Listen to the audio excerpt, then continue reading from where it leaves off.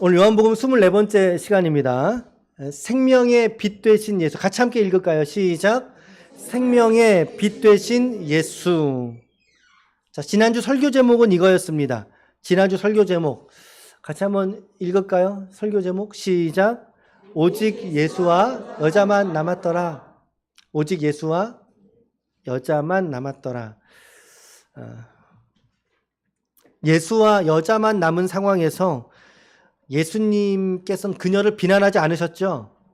비난하지 않으셨고 더불어 그 여인에게 다시는 가서 죄를 짓지 말라라고 말씀하셨어요.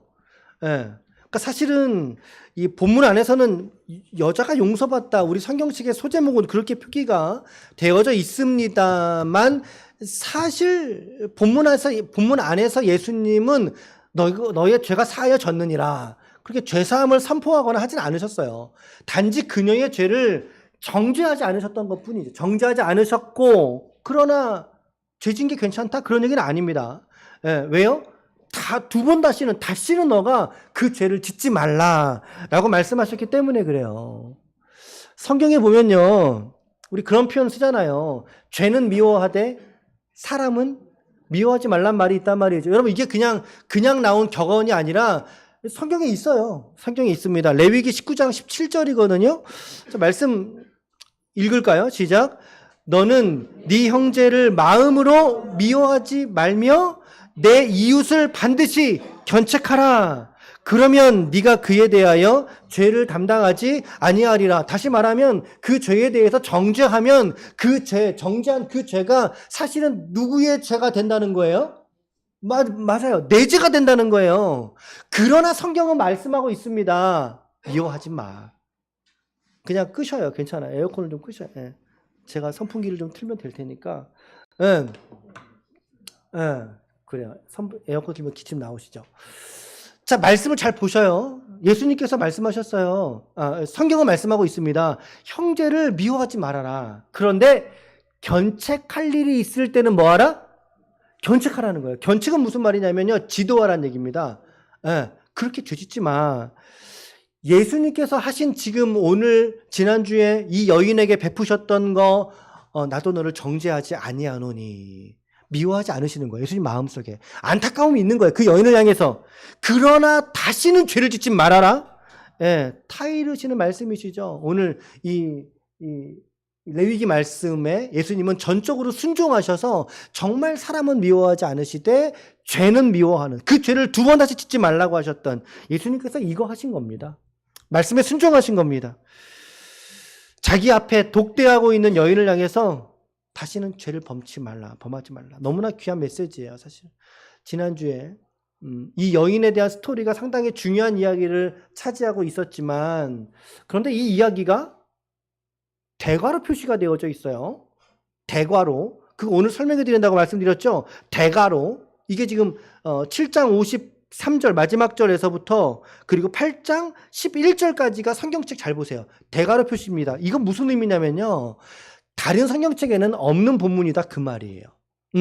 다른 성경책에는 없는데 오늘 우리 성경책에는 있다는 얘기예요. 그걸 특별히 이렇게 좀 표식을 좀 해둔 것입니다. 그래서 여러분들이 이처럼 성경 안에서 그냥 잘 관찰해 가면서 읽어보세요. 그래서 이거 대괄호는 왜 있어? 그렇죠? 각 번역본들마다의 차이점이 있는 본문이다. 좀 이렇게 이해하시면서 본문 읽으시란 말씀입니다. 가이드를 좀 드리는 겁니다. 자, 좌우간에 주님은 여인 비난하지 않으셨고 죄를 금지하고 돌려보내셨어요. 그리고 오늘 그 본문에서 우리가 가졌던 적용점은 세 가지 메시지 이거였습니다. 첫 번째는 기도의 습관을 가지시라는 얘기인 거죠. 예수님께서 감람산으로 가신 모습을 통해서 우리가 기도의 습관을 우리가 배워야 되겠다. 두 번째는 하나님 앞에 말씀과 기도로서 오늘 우리가 홀로 설 수 있는 그러한 시간을 가져야 된다라는 거예요.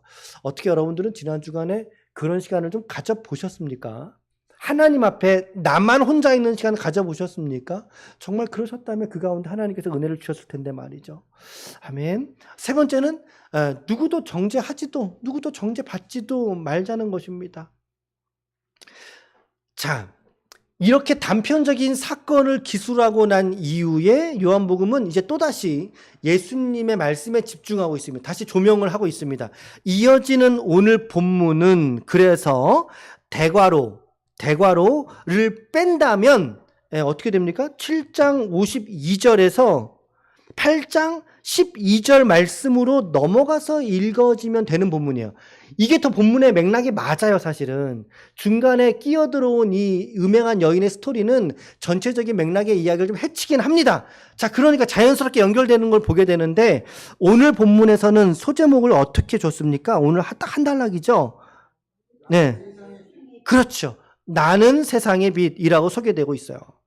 자, 성경에는 특별히 요한복음에서는요, 내가 누구야, 내가 누구다, 이거를 좀 어렵게 표현하면 에고가 나거든요. 에임이 이다, 이지예요. 그러니까 비동사예요. 내가 무엇이다, 에임이라고 하는 표현이라고 말해요. 예수님이 내가 누구다라고 말한 게 요한복음에는 무려 7가지가 등장합니다. 7가지가.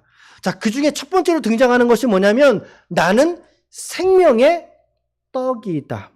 떡이다라고 하는 표현 기억나십니까? 예, 우리 앞절에서 배웠던 말씀이신 거죠. 주님께서 자신을 생명의 떡과 그리고 생수로서 자신을 비유하셨잖아요. 6장 35절이거든요. 같이 함께 시작.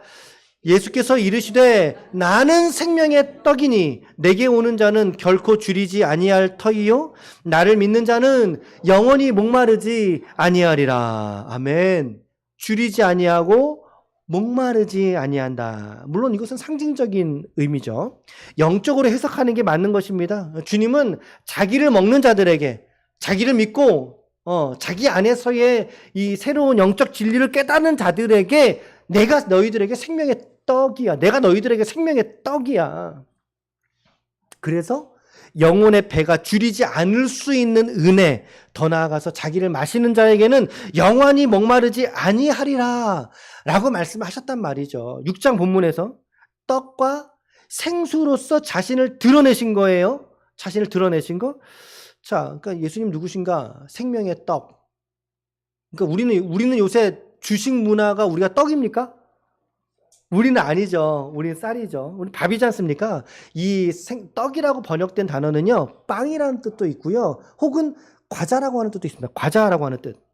다시 말하면 이게 이 과자와 그리고 빵 종류가 팔레스틴에서의 주식이었던 거죠. 그러니까 이 말을 우리식으로 바꿔 말하면 뭐겠어요? 예수님은 생명의 쌀 혹은 밥. 그렇죠. 예수님은 생명의 밥이라는 사실인 것입니다. 밥. 자, 이렇게 생각해 볼 수가 있겠어요. 그래서 예수님의 7가지 자기 선언에서는 특별히 예수님의 신성을 드러내는 기능을 하는 것인데, 오늘 말씀해 보면 이제 7가지의 예수님의 자기 선언 중에서 두 번째로의 자기 선언이 등장하고 있습니다. 그게 12절에서 바로 선언되고 있습니다. 12절 시작. 예수께서 또 말씀하여 이르시되 나는 세상의 빛이니 나를 따르는 자는 어둠에 다니지 아니하고 생명의 빛을 얻으리라. 아멘, 아멘. 자, 이 말씀 제가 쉬운 성경으로 좀 가져와 봤어요. 한번 차이점이 무엇인지 한번 좀 비교하면서 보셔요. 그 후에 예수님께서 다시 사람들에게 말씀하셨습니다. 나는 세상의 빛이다.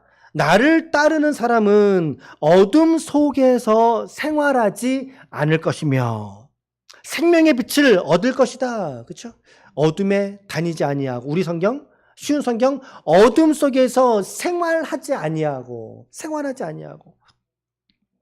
우리가 살아가는 일상 안에서 여러분 이 빛이 가지고 있는 중요성, 이걸 어떻게 말해야 되겠어요?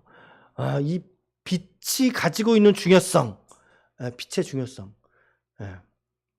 뭐 물론 과학적으로 뭐 어떻게 말할 수도 있겠지만, 뭐 이렇게 빛이 파장이냐 입자냐, 과학자들 사이에서는 그런 게 또 논의가 되나 봐요. 빛의 속도가 얼마나 된다, 빛의 구성 요소는 뭐냐, 다양하게 말할 수 있겠지만, 그러나 분명한 것 한 가지는요, 분명한 한 가지, 빛은 모든 생명의 근원 요소가 된다는 사실인 것입니다. 빛은 모든 생명의 근본 요소가 된다라고 하는 것입니다. 빛과 물 마찬가지인 거죠. 빛을 통해서 우리는 사실 생명을 누리고 사는 것 아니겠습니까? 우리가 생명을 위해서 공기, 물 다 중요하고 반드시 있어야 하지만 그러나 빛은 어떤 요소들보다 우월하고 우선한다는 사실인 거죠. 그렇죠? 자, 그래서 우리가 지금 보고 있는 성경이 요한복음인데 요한복음 1장 1절에서 4절 말씀에 보면 이렇게 되어져 있어요. 태초에 말씀이 계시니라. 이 말씀이 하나님과 함께 계셨으니 이 말씀은 곧 하나님이시라. 그가 태초에 하나님과 함께 계셨고 만물이 그로 말미암아 지은 바 되었으니 지은 것이 하나도 그가 없이는 된 것이 없느니라. 시작. 그 안에 생명이 있었으니 이 생명은 사람들의 빛이라 라고 말씀하고 있습니다. 아멘. 그러니까 생명, 그것은 곧 사람들에게 빛이라는 사실인 거죠. 성경이 증언하고 있는 거야. 빛은 곧 너희에게 생명인 거야. 그럼 빛이 없으면 뭐겠어요? 그렇죠. 어둠이요 죽음인 거죠. 어둠이요 죽음인 거죠. 그래서 예수님은 자신을 비유로 나타내고자 하실 때에 얘들아 나는 세상의 빛이니라. 나를 믿는 자에게는 생명의 빛이니라 라고 말씀하고 있다는 것입니다. 아멘. 아멘. 자, 왜 주님께서 이 빛이라고 하는 걸 특별히 매개로 들어서 지금 자신을 드러내고 계시는가? 이 배경을 알면 여러분들이 아하, 주님의 말씀이 너무나 합당하구나라고 여러분들 깨달을 수 있을 거거든요. 그 이유는 뭐냐면 초막절은 요한복음 7장 얘기가 초막절 얘기거든요. 어떤 퀴즈를 낼까 해서 여러분들 눈이 지금 동글동글해지셨습니다. 지금 초막절에 또 다른 이름은 뭐가 있죠? 아니, 지금 정씨 부자 두 분께서 지금 손을 드셨어요. 자, 일단 그러면 정근상 집사님 어떤 이름이죠? 수장절. 그리고 자, 그럼 넘어가서 우리 정용우 집사님 또 하나는 뭐죠? 수장절 말고? 그렇죠. 지금 누가 얘기했잖아요. 장막절입니다. 장막절. 자, 또 다른 이름이요. 이름 두 가지. 자, 그러면은 이제 이거 퀴즈 내면 안 되겠다. 이거는 맞힐 수 있을 것 같은데. 이 초막절의 별명이 뭘까요? 그렇죠. 너무 잘하셨어요. 물의 축제. 그럼요. 물의 축제란 말이에요. 그래서 예수님이 하신 말씀이 뭡니까? 그렇죠.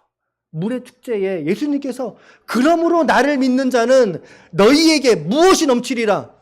생수의 강이 흘러나오리라. 너희 배에서. 얼마나 지당한 말씀이요 합당한 표현입니까? 그 말씀이요. 동의되세요? 예.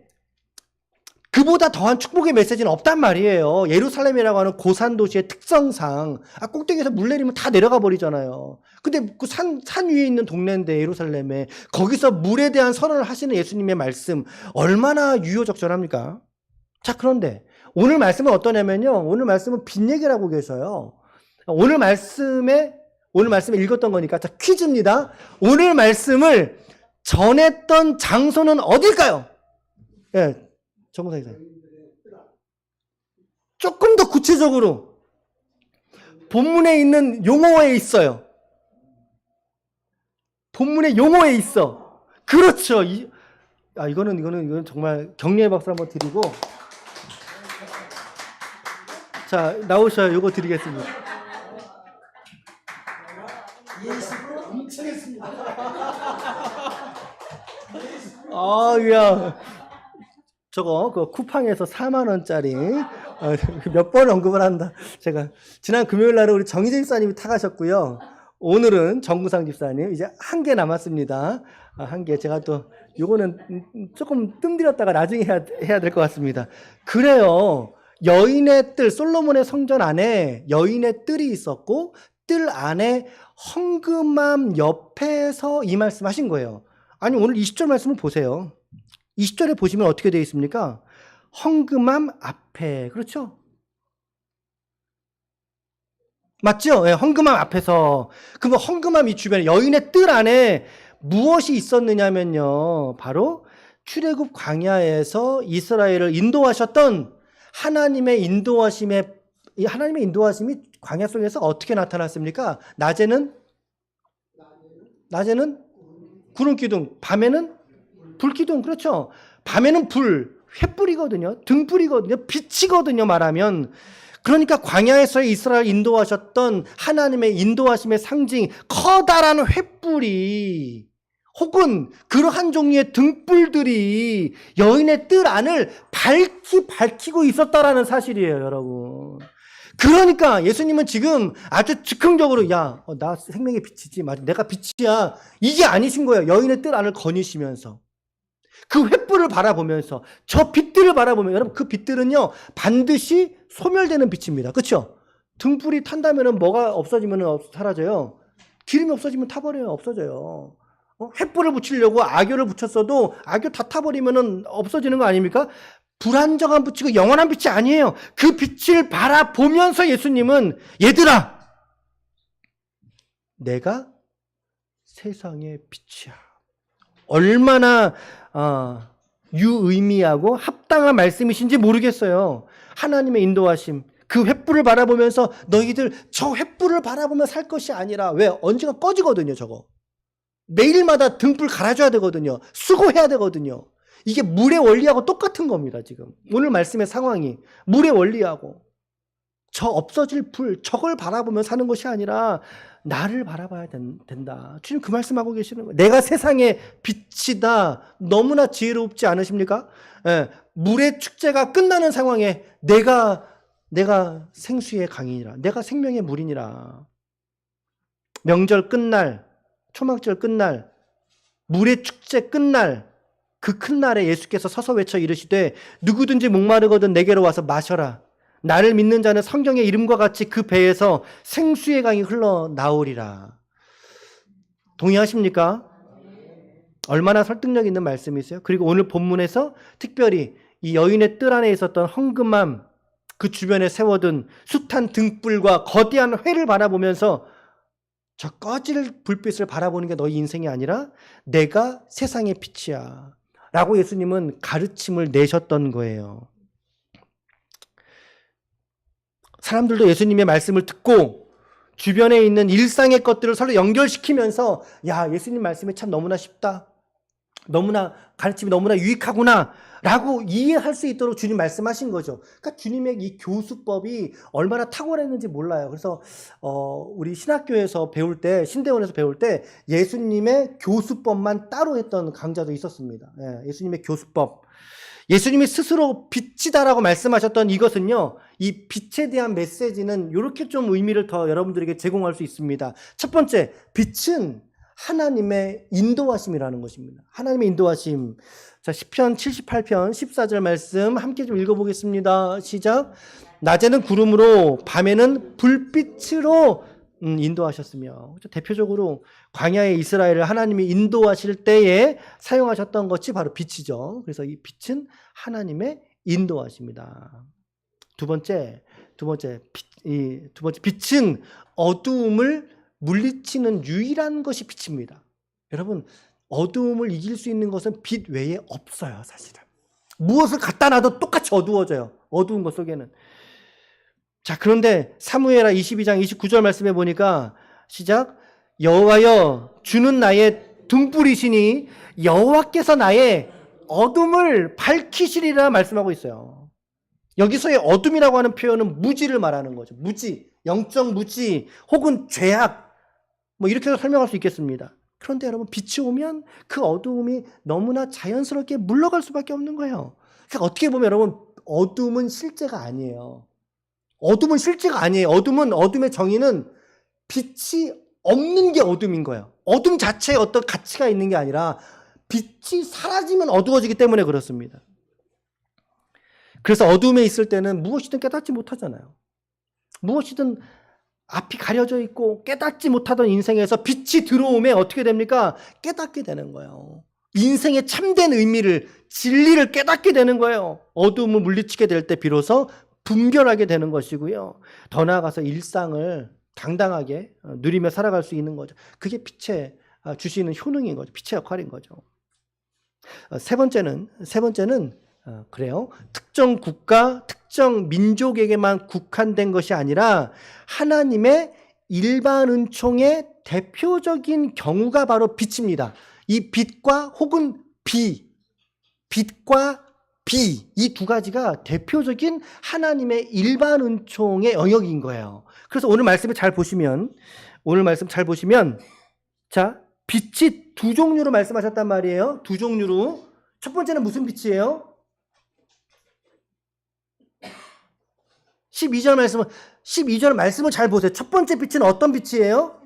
그래요. 세상의 빛이에요. 근데 두 번째 빛은 어떤 빛이에요? 생명의 빛. 자, 세상의 빛이라는 이 표현이 바로 일반 은총의 영역이고요. 그러면 생명의 빛이라는 영역은 어느 영역일까요?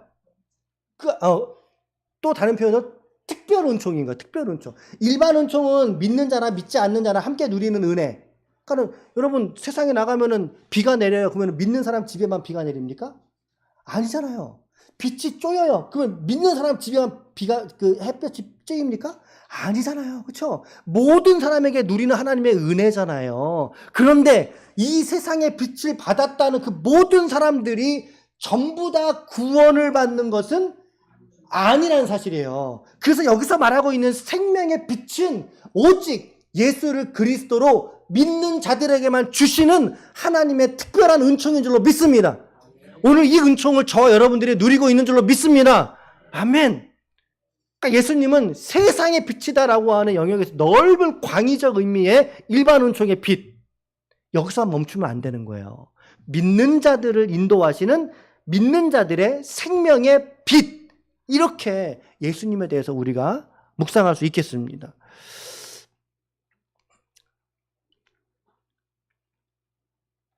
아멘. 그러므로 오늘 예수께서 내가 생명의 빛이야.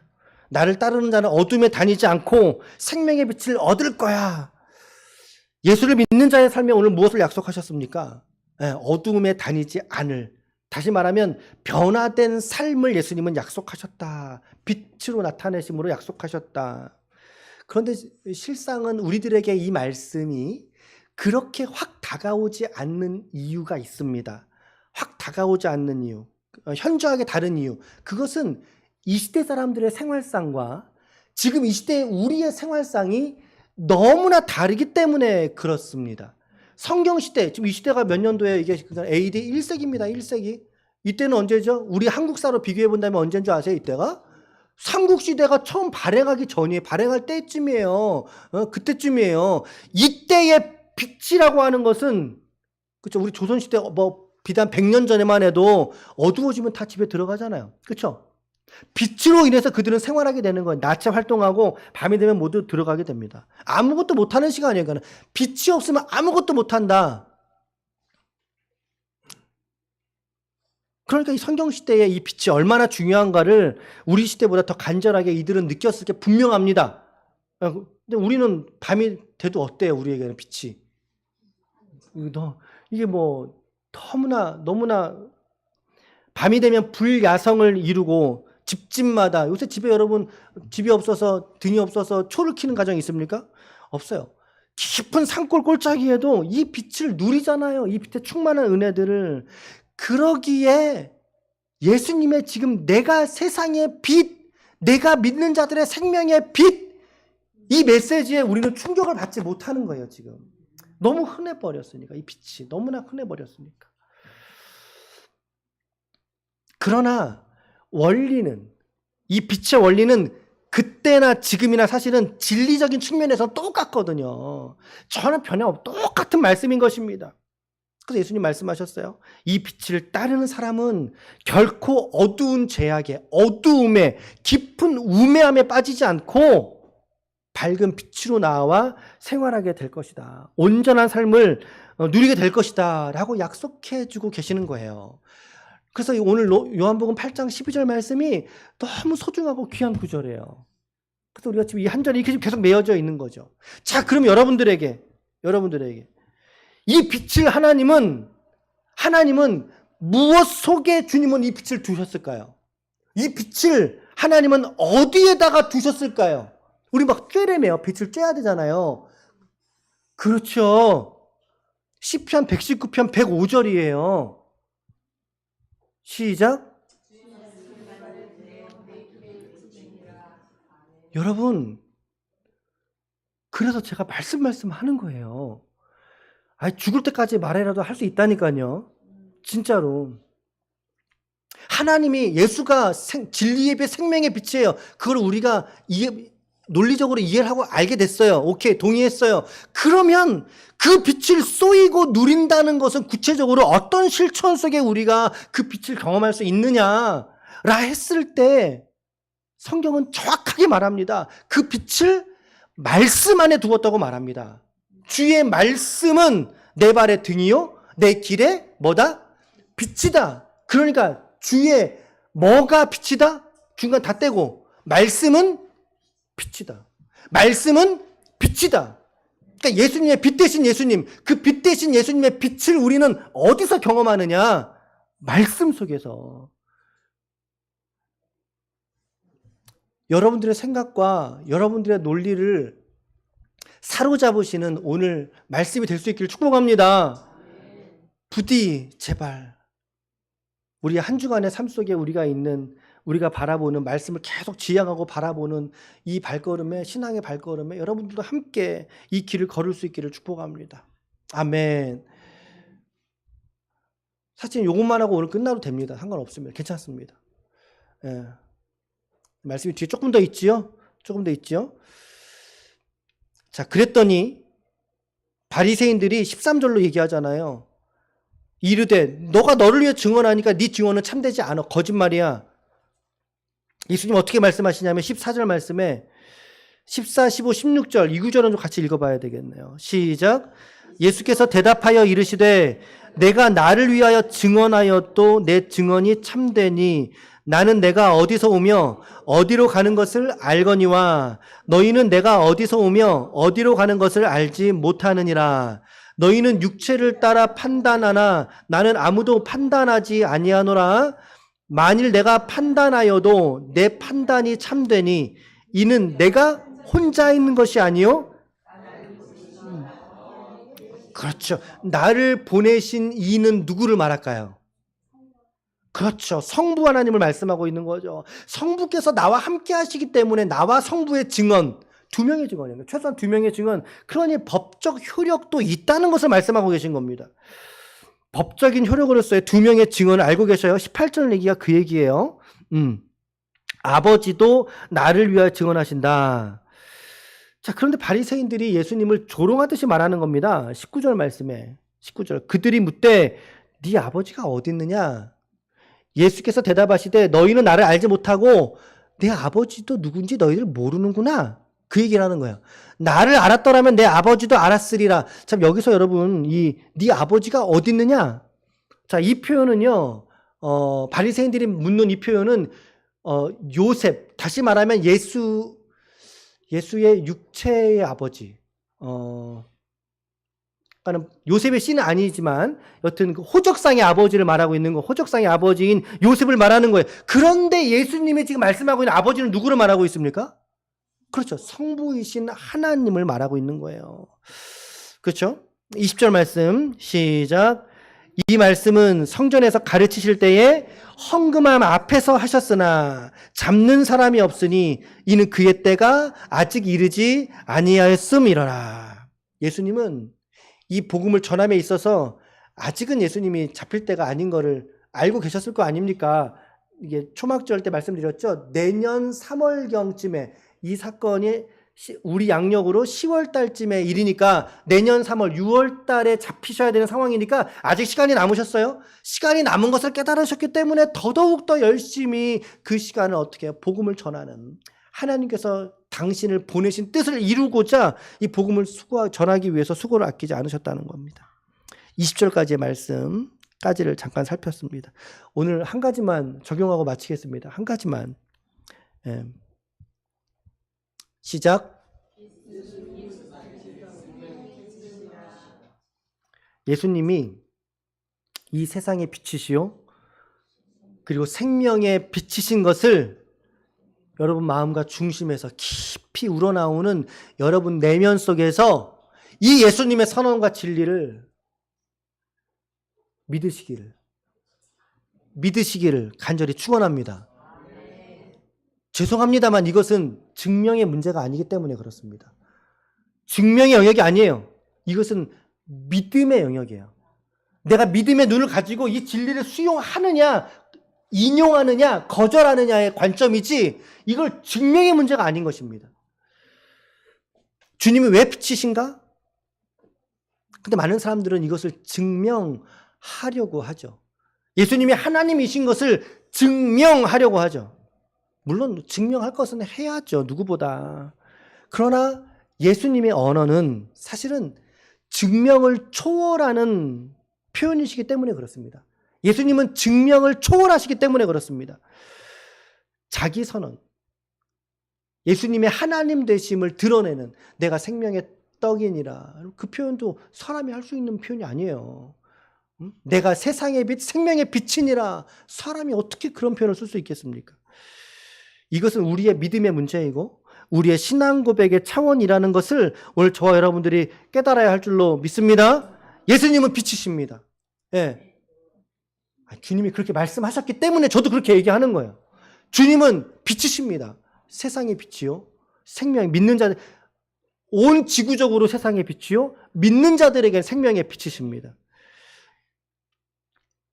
우리 12절 말씀을 다시 한번 읽읍시다. 저 말씀을 한 번 더 읽으면서 믿음이 여러분들 안에 더 깊이 고백될 수 있기를 축복합니다. 시작. 예수께서 또 말씀하여 이르시되 나는 세상의 빛이니 나를 따르는 자는 어둠에 다니지 아니하고 생명의 빛을 얻으리라. 아멘, 아멘. 다른 데 더 기웃거릴 필요가 없어요, 여러분. 다른 종교에 기웃거릴 필요가 없어요. 우리의 과거의 모습이 어떻든지 간에 우리 지금 이 자리에서 예수님은 말씀하셨습니다. 우리가 베드로의 고백을 우리의 신앙 고백으로 받는 것처럼 주는 그리스도시고 살아계신 하나님의 아들이심을 받는 것처럼 더욱이 우리는 주님의 이 말씀을, 아니 베드로의 말도 우리는 믿음으로 받으면서 고백을 하는데 어떻게 예수님의 직접 합법의 말씀을 우리가 받지 않을 수 있겠느냐는 거예요. 주님은 우리에게 자신이 세상의 빛이고 나를 따르는 자는 어두움에서 생활하지 않고 생명의 빛으로 나아오리라. 여러분, 과연 이 진리의 말씀을 우리는 무엇과 비교할 수 있겠습니까? 비교할 수 없습니다. 우리 옆에 있는 지체들과 함께 인사합시다. 주님은 빛이시고 우리는 그 주님의 자녀입니다. 시작. 주님은 빛이시고 우리는 그 주님의 자녀입니다. 아멘, 아멘. 동의하십니까? 아멘. 자, 그렇다면 우리는 그 빛을 받았으니 어떻게 하면 좋을까요? 그 빛을 받았으니 어떻게 하면 좋을까요? 그 빛을 되비춰야죠. 그 빛을 되비춰야죠.